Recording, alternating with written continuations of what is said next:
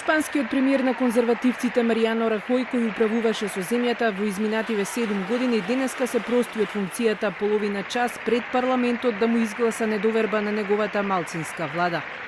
Aceptaré como demócrata el resultado de la votación, pero como bien saben, no puedo compartir lo que se ha hecho.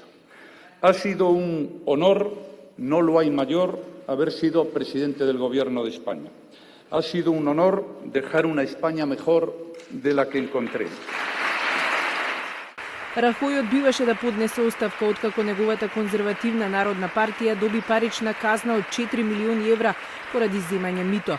Судот ја обвинува партијата за илегално финансирање од страна на бизнисмени кои потоа за возврат барале политички услуги.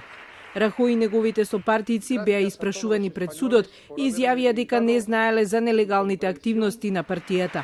Поради ова најголемата опозицијска партија, Социјалистичката, иницираше гласање на недоверба на владата.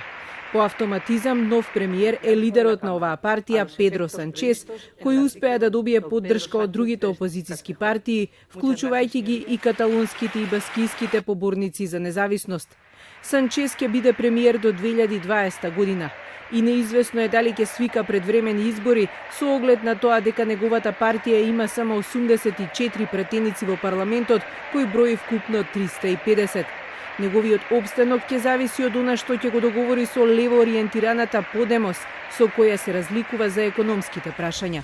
Смената на Рахој би можела да ја внесе една од најсилните 4 европски економии во сериозна политичка криза.